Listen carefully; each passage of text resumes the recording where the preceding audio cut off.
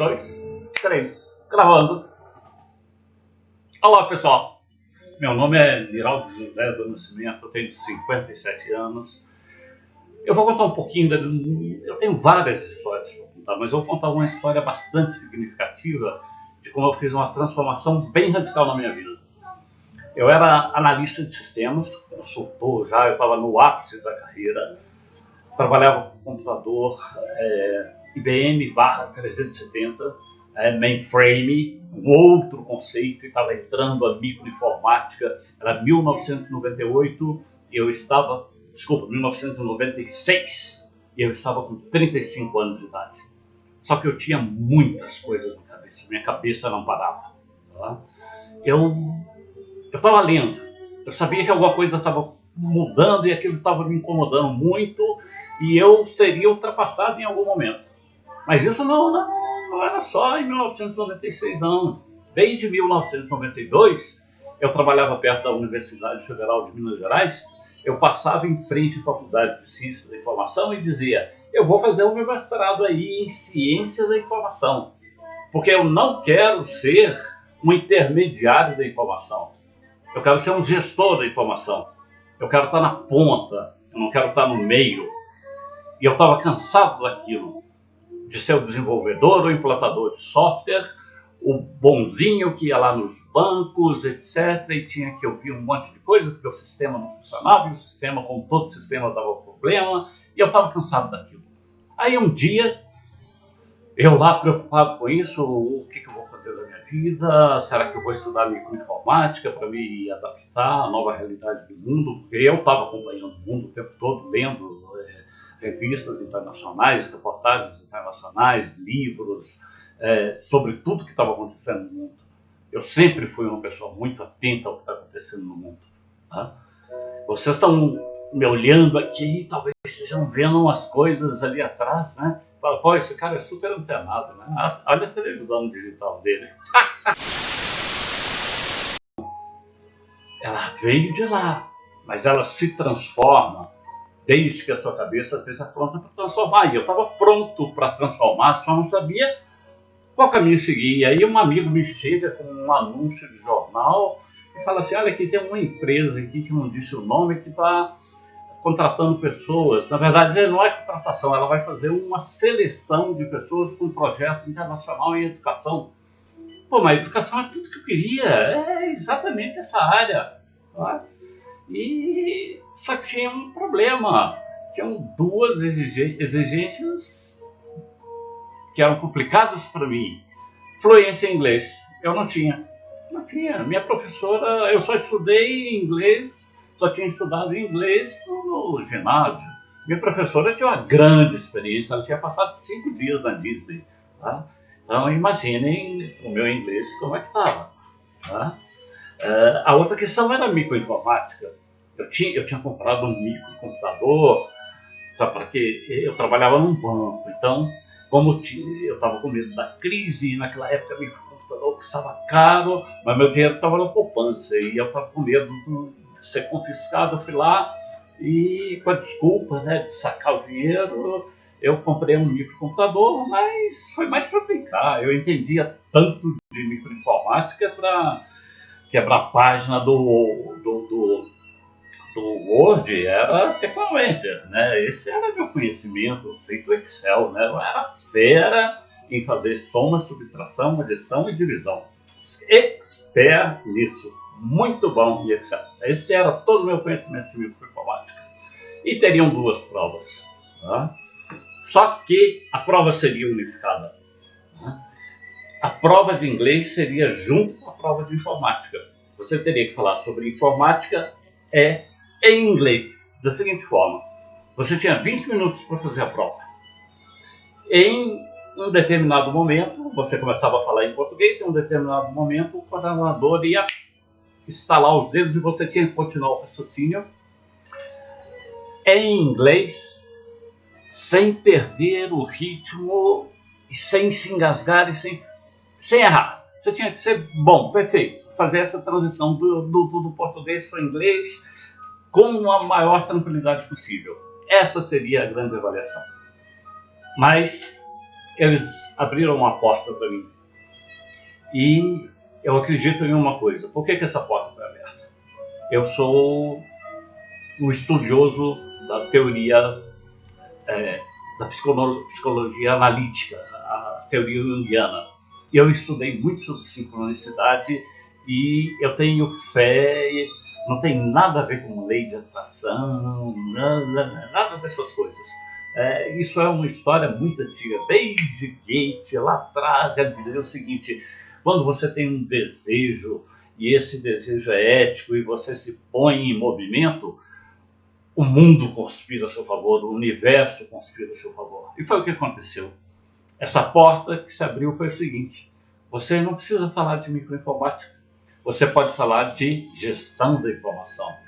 E era isso que eu estava querendo, era isso que eu estava estudando, era isso que eu estava lendo, porque eu queria estar lá na ponta, eu não queria estar no meio, eu não queria ser um informata, eu queria ser um decisor, eu queria ajudar as pessoas a tomarem decisão, eu queria formatar dados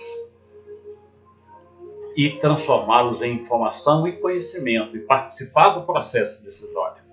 Eu não queria ser só um processador de dados. Essa era a minha meta, além de fazer o mestrado. E o que eu fiz? Eu me preparei para a prova, então. Ninguém disse que não. O que eu fiz? Na época não era nem os nossos conhecidos projetores de PowerPoint. Né? Era aquele projetor que você colocava uma lâmina, né, de plástico, de material próprio lá, que você escrevia a caneta, e quando era muito sofisticado você até conseguia imprimir. O que eu fiz foi o seguinte: eu peguei aquela lâmina de plástico retangular e fiz uma diagonal. Em cima eu escrevi em português e embaixo eu escrevi em inglês. Ninguém falou que era proibido, então qual que é o problema? Foi e ninguém reclamou. Tá? Quando o instrutor, comecei minha aula normalmente em português, falando sobre gestão de informação, quando o coordenador estalou os dedos, eu continuei em inglês naturalmente, e mais uma conjunção universal me ajudou. Ele fez uma pergunta em inglês e eu entendi e respondi.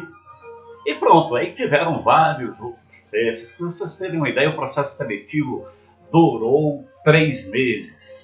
Tá? Até representar novela nós tivemos que fazer. Era para montar uma equipe interdisciplinar, eram mais de 600 candidatos para formar uma equipe de 17 pessoas para trabalhar em um projeto internacional de educação para o setor da indústria, da Federação das Indústrias do Estado de Minas Gerais, em parceria com algumas organizações e instituições educacionais da Áustria que tinham um projeto de simulação presencial de empresas voltado para o empreendedorismo. Você simulava empresas que não eram reais, mas reproduziam toda aquela realidade, e era um projeto muito lindo, muito fantástico. Né? E quando nós chegamos lá, eu e meu amigo, que tinha me mostrado o artigo, um auditório repleto de pessoas, lotado, deviam caber umas 500 pessoas e tinham pessoas em pé, e o coordenador foi explicando como seria o projeto, como seria a seleção, e de repente ele falou: olha, o salário é X. Meu amigo levantou e falou: por esse salário eu não trabalho. Era para ganhar 40% menos do que nós estávamos ganhando. Eu falei: não, peraí, cara, vou embora não, fica aqui, vamos escutar o projeto até o fim. Não, eu não posso, eu vou embora, eu não quero saber, eu não posso viver com um salário desse. Aí eu fiquei, eu tinha perdido, eu tinha um projeto inovador pela frente, era tudo que eu queria. Porra, dava para segurar 40% menos, quem que não segura? Por um objetivo de vida. Aí fiquei até o fim.